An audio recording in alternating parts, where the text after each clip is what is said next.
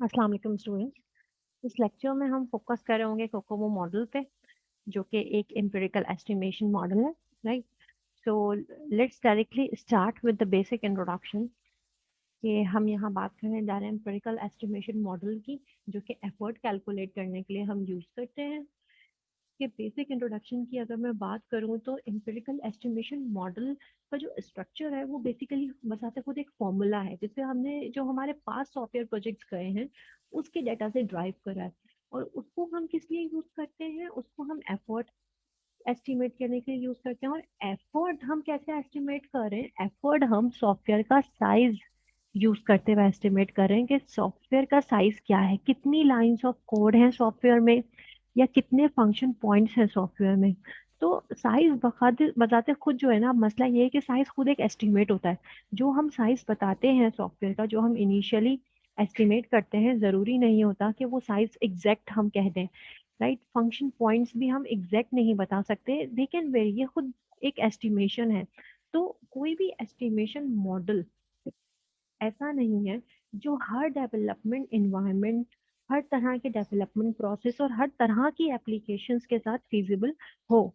तो एप्लीकेशन को, इन्वायरमेंट को और डेवलपमेंट प्रोसेस को देखते हुए हमारे पास कोई ना कोई चेंजेस तो जरूर आएंगे। राइट, तो ऐसा नहीं हो सकता कि एक ही तरह का एस्टिमेशन मॉडल हम हर जगह यूज कर लें।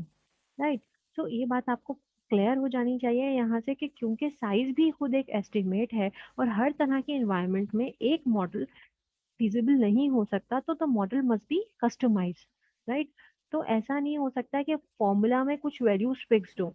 हमें ऐसा फॉर्मूला बनाना है जहाँ वैल्यूज चेंज हो सके डिपेंडिंग अपॉन द एनवायरनमेंट, कि आप किस एनवायरनमेंट में काम कर रहे हैं। राइट, तो अब हम आगे बढ़ते हैं। हम ये देखते हैं कि एस्टिमेशन फॉर्मूला, एस्टिमेशन मॉडल का जो टिपिकल फॉर्मूला है वो कैसा है। वो कुछ यूं है: E is equals to A plus B into S raise to power C. अब ये E क्या है, A क्या है, B क्या है, S क्या है, ये देखते हैं। यहाँ E क्या है? E वो एफर्ट है जो हमें कैलकुलेट करना है। इसका यूनिट क्या होता है?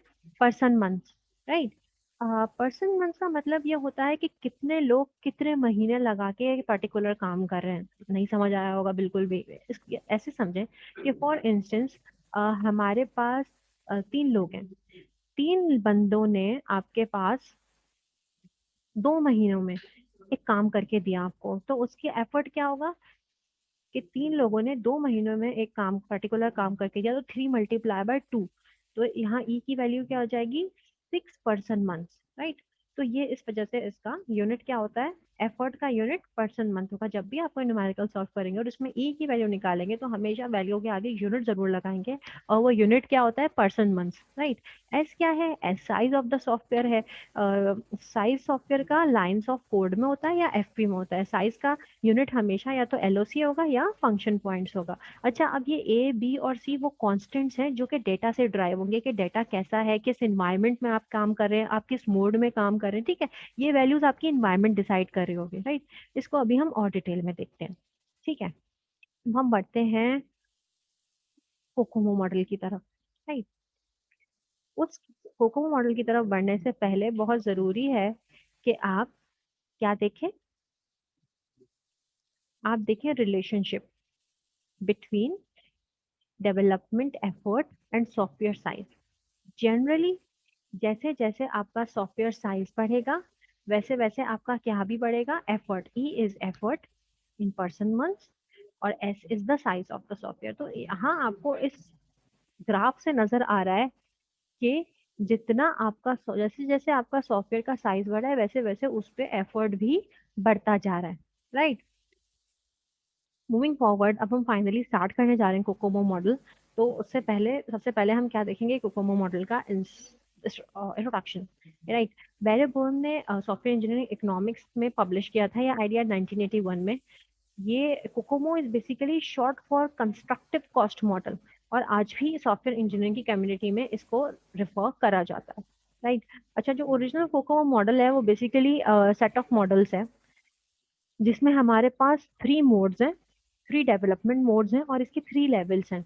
जो 3 डेवलपमेंट मोड्स हैं वो क्या है? Organic, semi detached, embedded. ये उसी मोड की बात हो रही है कि भाई देखिए एनवायरनमेंट चेंज होता है तो मोड चेंज होता है ना। अब मोड आपके पास ऑर्गेनिक भी हो सकता है, सेमी डिटैच्ड भी हो सकता है और एम्बेडेड भी हो सकता है। और लेवल्स क्या है, बेसिक, इंटरमीडिएट, एडवांस, ये हम डिस्कस करते हैं कि बेसिक लेवल या इंटरमीडिएट लेवल और एडवांस लेवल क्या है, ऑर्गेनिक, सेमी डिटैच्ड और एम्बेडेड मोड क्या है, अभी हम डिस्कस करेंगे इन डिटेल। ये हो गई आपका basic introduction of Kokomo model. अब ये जो डेवलपमेंट मोड्स होते हैं इनका मतलब क्या होता है। ऑर्गेनिक का मतलब ये होता है कि आपके पास जो सॉफ्टवेयर है वो रिलेटिवली स्मॉल है, एक सिंपल सॉफ्टवेयर है, ठीक है। जिस अब सिंपल सॉफ्टवेयर है और कैसी टीम्स काम करें, छोटा सॉफ्टवेयर है, छोटी टीम्स है आपके पास। लेकिन लेकिन ये बात आपको मद्देनजर रखनी है कि और जब ऑर्गेनिक सॉफ्टवेयर है तो भले वो सॉफ्टवेयर छोटा होगा, भले उस पर काम करने वाली टीम्स छोटी होंगी, but team should have good application experience work to a set of flexible requirements, right. मतलब आपको टीम कैसी चाहिए, एक्सपीरियंस टीम चाहिए ऑर्गेनिक में, ठीक है। एम्बेडेड डेवलपमेंट मोड क्या होता है, वो डेवलपमेंट मोड ये होता है कि जब सॉफ्टवेयर की जो रिक्वायरमेंट्स हैं वो आपके पास, उसमें ऐसे कंस्ट्रेंट्स हैं जो बहुत स्ट्रिक्ट हैं। मतलब किस तरह की एप्लीकेशंस की बात हो रही है, जब आपके पास सॉफ्टवेयर, हार्डवेयर और ऑपरेशनल कंस्ट्रेंट्स हैं। कंस्ट्रेंट्स मीन्स फिक्स डेडलाइंस को आप कंस्ट्रेंट्स कह सकते हैं, राइट। कि आपके पास फिक्स रिक्वायरमेंट्स हैं कि ऐसा तो करना ही करना है और ये नहीं करना है। आपको अगर 6 बजे डेटा चाहिए तो 6 बजे ही चाहिए, एग्जैक्ट टाइम पे चाहिए। भाई देखिए ना, ईसीजी मशीन होती है, जिस टाइम पे बीपी हाई है, जिस टाइम पे आपका ईसीजी जो जा रहा है, अगर वो उसी टाइम पे ईसीजी ना दिखाए, थोड़ी देर बाद दिखा दे वो, और पहले पुराना वाला ईसीजी दिखाए जो आपका 10 मिनट पहले था, तो आपको तो गलत मेडिसिन दे दी, हो गया आपका काम तमाम, ठीक है ना। बिल्कुल एग्जैक्ट टाइम पे रियल टाइम डेटा आपको चाहिए होता है, तो वहां हम बात करते हैं एम्बेडेड डेवलपमेंट मोड की। अच्छा, सेमी डिटैच क्या होता है, सेमी डिटैच आप इस तरह से समझ लें, वो इन दोनों के बीच की एक स्टेट है। कैसे कि ये एक इंटरमीडिएट स्टेज है जहां आप साइज और कॉम्प्लेक्सिटी की बात कर रहे हैं। तो यहाँ क्या होता है कि software project in which teams with mixed experience levels, right. जैसे ऑर्गेनिक में क्या था, अच्छा बेस्ट एक्सपीरियंस चाहिए, लेकिन यहाँ क्या है, कोई अच्छे एक्सपीरियंस का हो, कोई ज्यादा एक्सपीरियंस ना हो, फ्रेश हो, right. Must meet a mix of rigid and less than rigid requirements. और रिक्वायरमेंट्स भी कैसी हो, कुछ रिक्वायरमेंट्स ऐसी हो जिनके कंस्ट्रेंट्स हाई हो, राइट, और कुछ रिक्वायरमेंट्स ऐसी हो जो क्या हो, फ्लेक्सिबल, राइट। तो इस तरह की मिक्स अप्रोच को आप क्या कहते हैं, सेमी डिटैच कहते हैं, right. Moving forward, we have COCOMO model levels, right. अभी हमने डेवलपमेंट मोड्स की बात करी, अब हम बात कर रहे हैं कोकोमो मॉडल लेवल्स की। लेवल्स भी हमारे पास 3 है, जैसे हमारे पास डेवलपमेंट मोड्स 3 है। एक लेवल है आपके पास बेसिक, दूसरा है इंटरमीडिएट, तीसरा है एडवांस। बेसिक लेवल क्या होता है, जब आपके पास सॉफ्टवेयर साइज प्रिडिक्टेड है, मतलब सॉफ्टवेयर साइज मतलब लाइंस ऑफ कोड या फंक्शन पॉइंट्स, ठीक है। तो जो प्रिडिक्टेड सॉफ्टवेयर साइज है, जब आप उसको यूज करते हुए डेवलपमेंट एफर्ट निकालेंगे तो वो आपका बेसिक मॉडल है, बेसिक लेवल है। जब आप इंटरमीडिएट लेवल पे हैं तो आप सिर्फ सॉफ्टवेयर साइज यूज नहीं कर रहे, प्रेडिक्टेड सॉफ्टवेयर साइज के साथ आप 15 सब्जेक्टिवली असिस्ड कॉस्ट ड्राइवर्स भी यूज कर रहे हैं, जिससे आप क्या निकाल सकें, एफर्ट निकाल सकें। अब ये कॉस्ट ड्राइवर्स कहाँ से आ गए, ये अभी हम देखते हैं। देखिए कॉस्ट ड्राइवर्स, अगर आप इसका नेम ही देखें ना तो आपको समझ आएगा कि कितना सेल्फ एक्सप्लेनेटरी है। देखिए जैसे हमने लास्ट स्लाइड में देखा कि जैसे जैसे सॉफ्टवेयर का साइज बढ़ता है वैसे वैसे उसके एफर्ट का ग्राफ ऊपर जाता है। बिल्कुल उसी तरह देखिए, सिर्फ साइज मैटर नहीं करता कि जितना बड़ा सॉफ्टवेयर का साइज है उतना एफर्ट तो लग ही रहा है। इसके अलावा कुछ और फैक्टर्स भी होते हैं, जैसे सॉफ्टवेयर का साइज तो है जो है, इसके अलावा कोई दूसरे फैक्टर्स होते हैं जिसकी वजह से आप उसको ज्यादा एफर्ट लगाना पड़ रहा है। फॉर एग्जाम्पल कोई रिसोर्स आपके पास कम है तो अपना एफर्ट आपको बढ़ाना पड़ रहा है उस रिसोर्स को अवेल करने के लिए। कोई रिसोर्स आपके पास आपकी कंपनी में पहुंची ही नहीं है, उसकी वजह से भी आपको एफर्ट लगाना पड़ता है, उसका कोई सब्स्टिट्यूट आपको खुद रेडी करना पड़ा है। तो डिफरेंट ऐसे ड्राइविंग फोर्सेस होती हैं जिसकी वजह से आपकी कॉस्ट बढ़ती है, तो आपका एफर्ट भी बढ़ता है, नहीं। एडवांस लेवल क्या है, एडवांस मॉडल लेवल क्या होता है, on the top of the intermediate model the advance model allows phase based cost driver adjustments and some adjustments at the module component and system level, right। यहाँ तो सिर्फ size की बात हो रही है बेसिक लेवल में। इंटरमीडिएट में साइज भी है मल्टीप्लाई बाय कॉस्ट ड्राइवर्स भी है। एडवांस लेवल वो लेवल होता है कि कॉस्ट ड्राइवर्स है तो वो किस फेज में है, वो उसका इम्पैक्ट कितना ज्यादा है या कितना कम है, आप किस मॉड्यूल पे हो, किस सिस्टम लेवल पे हो, किस कंपोनेंट में हो, और वहां आपका कॉस्ट ड्राइवर किस हद तक आपके एफर्ट को बढ़ा रहा है, राइट। देखिए ये चीजें तो आपको तब तक समझ नहीं आएंगी जब तक आप इसकी कोई एग्जाम्पल ना करें। अच्छा, अब इन सारी बातों को देखते हुए जो जर्नल फॉर्मूला आया बेसिकली कोकोमो मॉडल का, वो क्या है, E is equals to A multiply by S raise to power B. अब आपको याद होगा काफी हद तक, क्योंकि बिल्कुल अभी हमने समझा है कि ई ए बी और एस क्या होता है। क्या होता है, ई क्या है, एफर्ट है जिसका यूनिट क्या होता है, पर्सन मंथ्स। ए क्या है और बी क्या है, आपके पास वेरिएबल्स हैं, और ये वेरिएबल्स किस पे डिपेंड करेंगे, डेवलपमेंट मोड पे। जैसे आपका डेवलपमेंट मोड चेंज होगा वैसे ये वेरिएबल्स चेंज होंगे। एस क्या है, एस सॉफ्टवेयर डेवलपमेंट का साइज है, और इसका यूनिट क्या होता है, एलओसी। अब आप कहेंगे भाई ये के कहाँ से आ गया, कि के बेसिकली बेटा ये है कि लाइंस ऑफ कोड जो है, ऐसा तो नहीं हो सकता ना 10 लाइंस ऑफ कोड में पूरा प्रोजेक्ट कंप्लीट हो जाए। लाइंस ऑफ कोड बहुत ज्यादा होती है, हजारों की तादाद में होती है। तो ए बेसिकली, के जो है ना 1000 को रिप्रेजेंट कर रहा है। जैसे मैं इसे 2 लिख दूं, 2 के एलओसी मतलब 2000 लाइंस ऑफ कोड में आपका कंप्लीट हो गया। तो ये यूनिट को शॉर्ट करने के लिए बनाया गया है कि 2000 एलओसी की जगह मैं क्या लिख दूं, 2 के एलओसी। राइट, तो ये सॉफ्टवेयर का साइज हो गया आपके पास। ठीक है, अब हम आते हैं डेवलपमेंट मोड पे। देखें, जब आपका डेवलपमेंट मोड ऑर्गेनिक होगा तो आप ए की वैल्यू हमेशा हमेशा हमेशा ऑर्गेनिक मोड के लिए 2.4 रखेंगे, और बी की वैल्यू 1.05 रखेंगे। सेमी डिटैच में डेवलपमेंट मोड के लिए ए की वैल्यू 3 रखेंगे, और बी की वैल्यू 1.12 रखेंगे। एम्बेडेड मोड में जब भी आपके पास क्वेश्चन में लिखा होगा कि हम एम्बेडेड डेवलपमेंट मोड में है, तो ए की वैल्यू 3.6 रखेंगे और बी की वैल्यू 1.2 रखेंगे। Right, so the intermediate and advance Kokomo models incorporate 15 cost driver. जैसे कि मैंने कहा कि जब हम बेसिक मोड में नहीं है, इंटरमीडिएट या एडवांस कोकोमो मोड में है, तो हमारे पास कितने 15 कॉस्ट ड्राइवर्स आएंगे, कितने कॉस्ट ड्राइवर्स आएंगे, 15 कॉस्ट ड्राइवर्स इनकॉर्पोरेट होंगे। और ये ड्राइवर्स फिर किससे मल्टीप्लाई हो जाएंगे, किससे मल्टीप्लाई हो जाएंगे, ये जो हमारे पास फॉर्मूला है वो आगे इन कॉस्ट ड्राइवर्स को क्या कर लेगा, अपने साथ मल्टीप्लाई कर लेगा। जब हम किस मोड में है, इंटरमीडिएट या एडवांस मोड में है। हाँ, अगर बेसिक मोड में होंगे तो हमारे पास फॉर्मूला क्या रहेगा, ये रहेगा फॉर्मूला। बट अगर हम इंटरमीडिएट या एडवांस मोड में है तो हमारे पास ये फॉर्मूला चेंज हो जाएगा, और ये फॉर्मूला तो वैसे ही रहेगा बट इसके आगे मल्टीप्लाई हो जाएंगे उन कॉज ड्राइवर्स का प्रोडक्ट। जितने भी कॉज ड्राइवर्स हैं पहले आप उनको इंडिविजुअली देखेंगे, फिर उनको उनको मल्टीप्लाई करेंगे सबको, तो उनका जो प्रोडक्ट आएगा उस प्रोडक्ट को फाइनली आप यहाँ मल्टीप्लाई कर देंगे। मेरी बातों को गौर से सुने, आप इस वीडियो को कम से कम 2 दफा देखेंगे तो आपकी बात बिल्कुल सही आराम से समझ आ जाएगी। क्योंकि एक दफा आप सुने टेक फॉर ग्रांटेड ले, फिर आप फिर से सुने तो फिर आपको समझ आएगा, क्योंकि आप एंड तक चले जाएंगे ना फिर।